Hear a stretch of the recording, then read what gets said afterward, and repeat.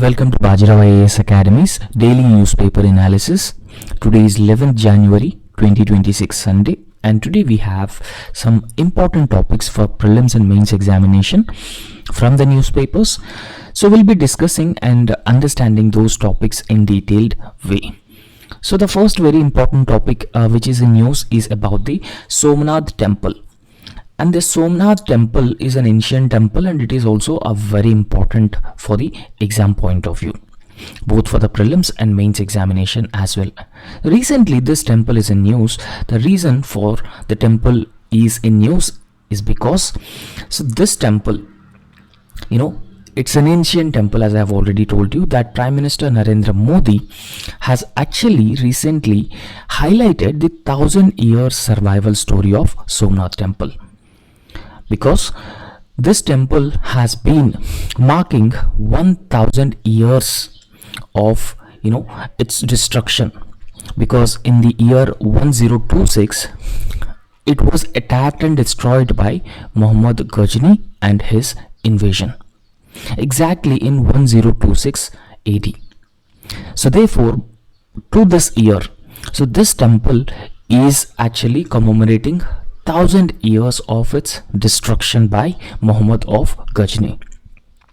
So therefore, why Prime Minister Narendra Modi said that the Somnath temple is a symbol of civilizational courage of India, and what exactly is its legacy, when was it built, so everything will be understanding in detail, right?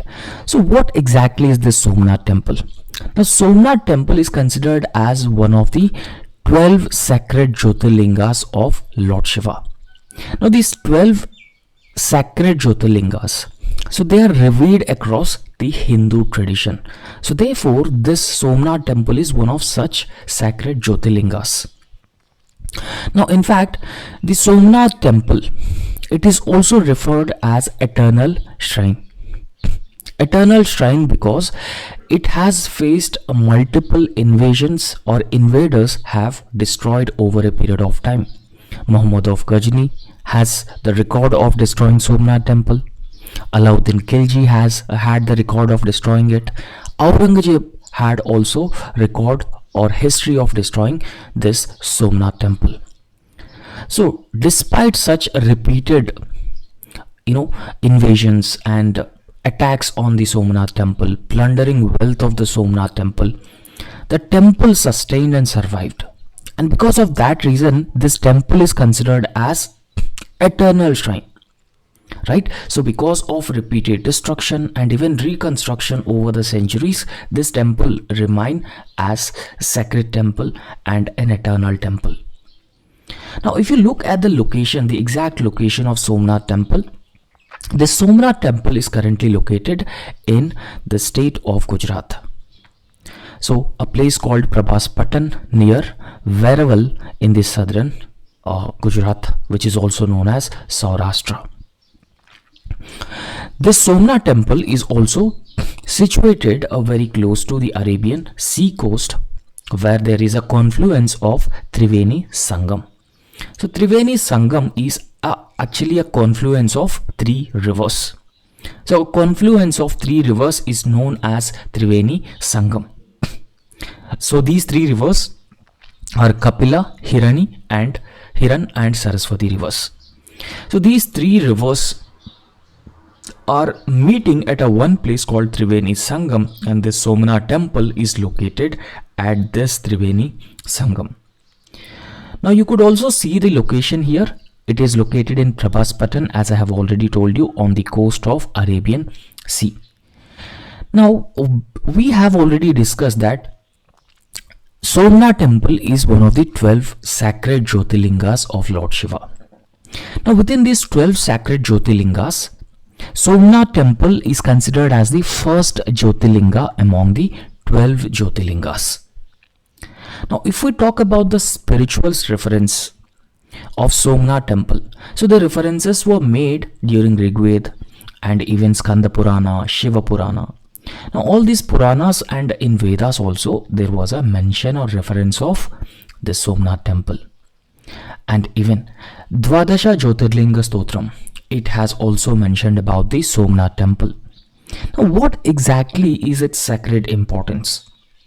Now, the sacred importance of the Somnath temple is Nijdam Prasthan Leela site of Lord Krishna, and in fact, it is also revered as ancient Tirtham alongside Ganga, Yamuna, and Saraswati. Right? So, Tirtham is also a place where the religious bathing usually takes place. So therefore, this site where the Somnath temple has been constructed is also considered as ancient Tirtham. So I hope you have understood the location and other details about the Somnath temple. Now let's come and discuss the history of temple. So this is how the temple has been destroyed n number of times by the invaders regularly. Right. So if we talk about the origin, the first construction of this Somnath temple, so Shiva Purana has made reference to this Somnath temple, and in fact the inscriptions also suggest that the worship since antiquity with multiple pre-medieval reconstructions. So first time this temple was attacked in the year 1026 CE, Common Era, by Muhammad of Ghazni. Right. So when he attacked this temple, he destroyed it. He also plundered the wealth of this Somnath temple. However, in medieval times, after the attack by Muhammad of Ghazni, it was again reconstructed. It was rebuilt again by several times by several rulers such as Kumarpala in the 12th century, and even Chudasama kings, and even later it was destroyed by rulers like Alauddin Khilji, rulers like Aurangzeb, and for the first time Muhammad of Ghazni destroyed this. So there were repeated attacks and repeated destructions and plunder of wealth in this Somnath temple. However, the historical records have been indicating that this temple was destroyed 6 times by different invaders. However, even after such destruction, it has got survived because the rulers, the Hindu rulers, started rebuilding each time when it got destroyed. So therefore, it has reinforced the symbolic resilience of a temple like this. Now, in fact, you could also see that this is actually how the temple looks like after its destruction or frequent destruction, but it has got reconstructed and restored. Right. So this is actually not the Somnath temple, but this is the style which has been used to construct the Somnath temple. Right. Now, in fact, this is a different type of architecture. Now, this architecture is also known as Solanki style or Chalukya style of architecture. Now, both Somnath temple and the temple Diogad Sun Temple, Modera Sun Temple. This is Modera Sun Temple. So both Modera Sun Temple and Somnath Temple are built in this Solanki style or Chalukya style of temple architecture. Now you could see that there are elaborate carvings on these pillars. So in fact there are number of pillars which actually supports the main shrine, and apart from that, on these pillars there are elaborate carvings as well. So this is how the Solanki style or Chalukyan style of temple architecture actually looks like. And in fact it also has a lofty shikara. You could see here, this is the lofty shikara. The shikara is lofty in nature, and apart from that there are intricate stone carvings, and there is a grand Garbhagriha, and which is housing Jyotirlinga in the Somnath temple. However, one notable inscription has mentioned that from the temple's southern arrow there is a no landmass till the south pole, symbolizing the cosmic alignment of this temple architecture. So these are some architectural features of the Somnath temple. I would say that the Somnath temple has been constructed in Solanki style of temple architecture or Chalukyan style of temple architecture, and these are the characteristic features of such temple architecture. Now if you look at the modern reconstruction of this temple, After India's independence in the 1947-51 period, the reconstruction was initiated by our first Home Minister Sardar Vallabhbhai Patel, who actually viewed the construction as a civilizational duty as a Indian. So therefore, he started reconstructing the Somnath temple. However, this reconstruction was executed by architects like Prabhashankar Sompura using the traditional methods, and it was inaugurated on 11th May 1951 by Dr. Rajendra Prasad, who was the first president of India despite the political differences of the time. So therefore, today the temple is managed by Somnath Trust, and the Somnath Trust is chaired by Prime Minister of India. So that is how Somnath temple is very important. Despite a repeated attempts to destroy the Somnath temple, it still survives, sustains, and still it has regained its spiritual importance and the religious significance. So I hope you have understood about this Somnath temple and its religious significance, everything. So next important topic is about now, apart from that, you could also go through the other details as well with respect to Somnath temple. As I've already told you that it is first of 12 Jyotirlingas, and it is located in Prabhaspatan, Gujarat, and it is a symbol of resurrection, right? So in fact, so if you talk about the history of the temple, it is a site of ancient pilgrimage mentioned in the Rig Veda. Skanda Purana, Shiva Purana have also mentioned about this. Now, in fact, this is how the Chalukya style of temple architecture, Solanki style of temple architecture looks exactly like. Now, this is Arabian Sea, and this you could see here is a shikara, and the shikara of this Somnath temple 155 feet tall, and it is a Kailash Mahameru Prasad style it has been constructed.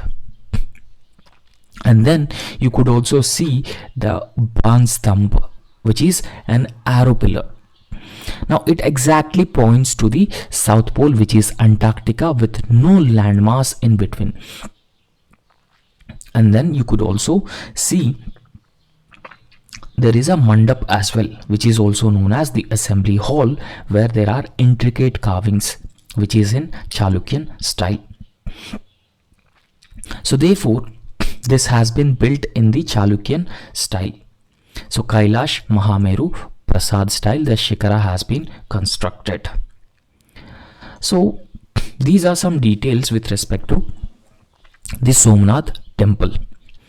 Now let's understand another very important topic, that India is going to open its economy gradually for Chinese investment. Understand that during COVID-19 pandemic or before that, we have had a Doklam standoff between India and China. So Doklam standoff is followed by Galwan Valley clashes. And after Galwan Valley clashes, even frequent skirmishes between India and Chinese forces across the borders. And China's aggressive stance across the line of actual control. Line of actual control is a disputed border between China and India. So the frequent conflicts or skirmishes across the line of actual control between India and China, or aggressive attitude of China across LAC, and even due to the national security concerns, if we allow Chinese investments into India, all these factors have led to concerns in India. So those concerns have led to imposing curbs on Chinese investments in India. So there were several restrictions or curbs on Chinese investment coming to India in the backdrop of COVID-19 pandemic and the associated risks, and apart from that, the national security concern, because we have known already that there are around more than 60 apps, Chinese apps like TikTok and other games. So they have been banned in India. because of the national security concerns. And apart from that, this LAC and other Doklam, Kalwan clashes and major skirmishes, the conflict between China and India. So all these factors have led to India imposing restrictions or curbs on Chinese investments in India. Right. But now, because of changing geopolitics, so changing geopolitics in the sense that US has imposed tariffs. So 50% tariffs are imposed on Indian exports to US. Now within this 50% exports, 25% are reciprocal tariffs and 25% reciprocal tariffs and 25% a tariff as a penalty for importing Russian oil by India. So overall 50% tariffs have been imposed by US on India's exports. Remember that India, before these tariffs, so US was the largest country where India has been exporting its goods and services to US, right? So among all the countries, India was exporting the largest amount of goods and services to US. So we could say that with US we were enjoying trade surplus. That is our advantage. And US was also the largest trading partner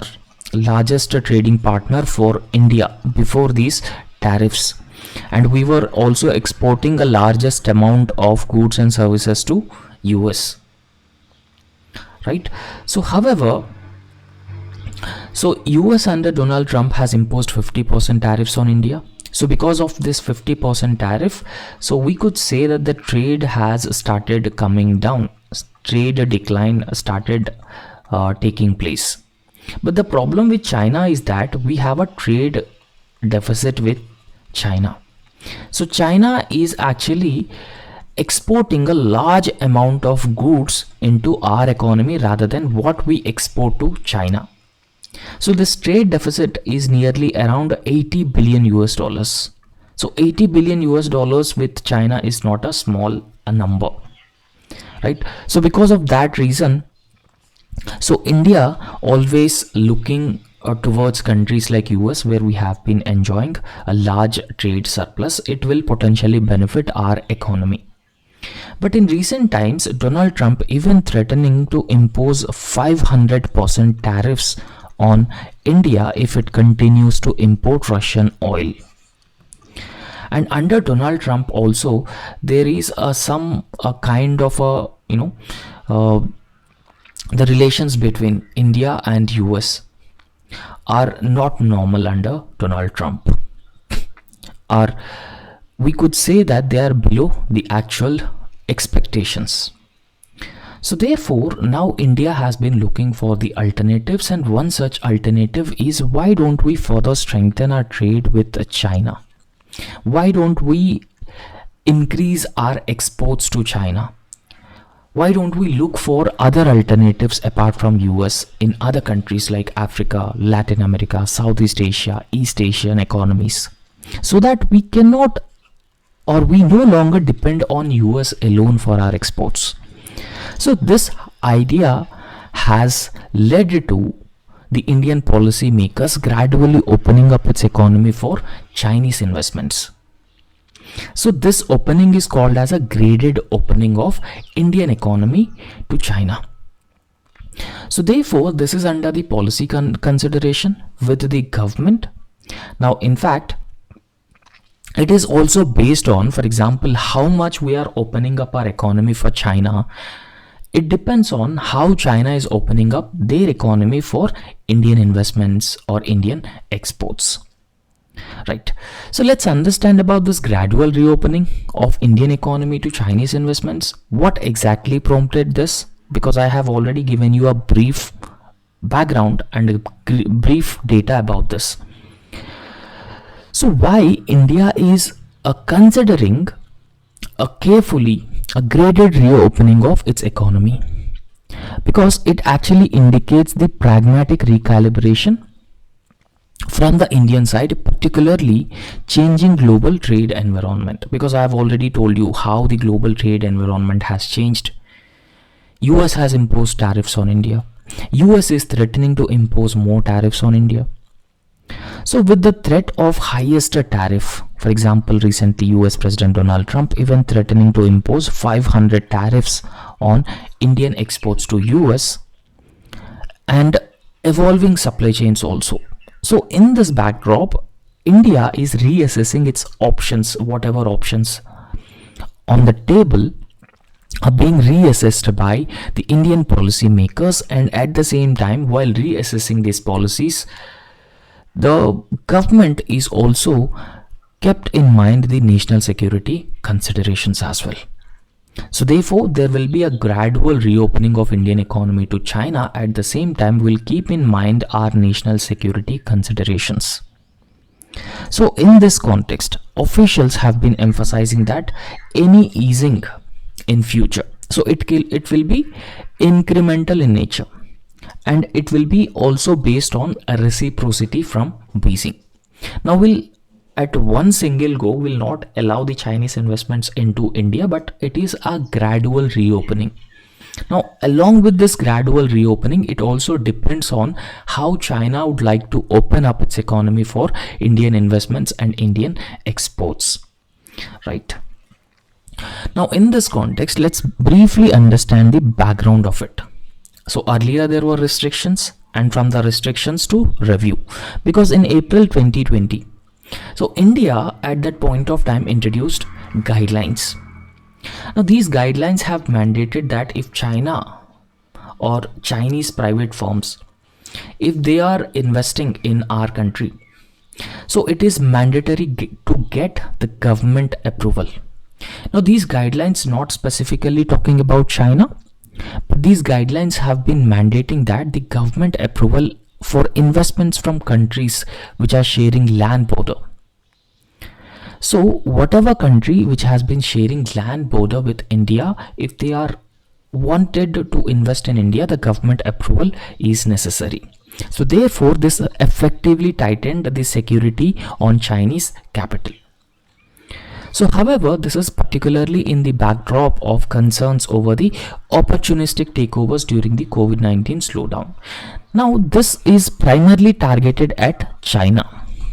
Now why primarily targeted at China? Because particularly during the COVID-19 pandemic, if China is ready to make investments in India, ready to buy, ready to acquire any company, so government approval is mandatory.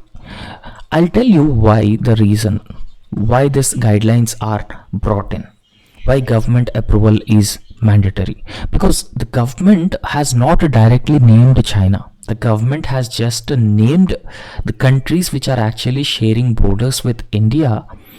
So indirectly, indicating China. So any such country which is wanted to invest in India, they can invest in India through government approval.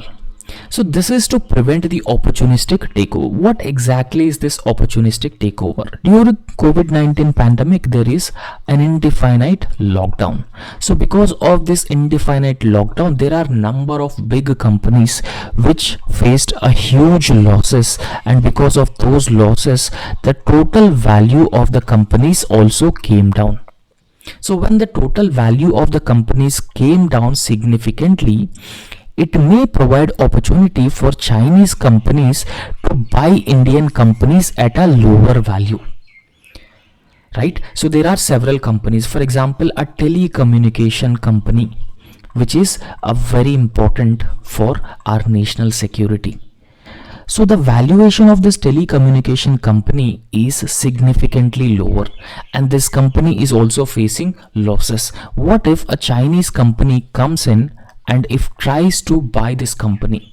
So this may pose the national security threats for India. So in order to prevent that opportunistic takeover, this is opportunistic takeover, Indian government has imposed restrictions on China.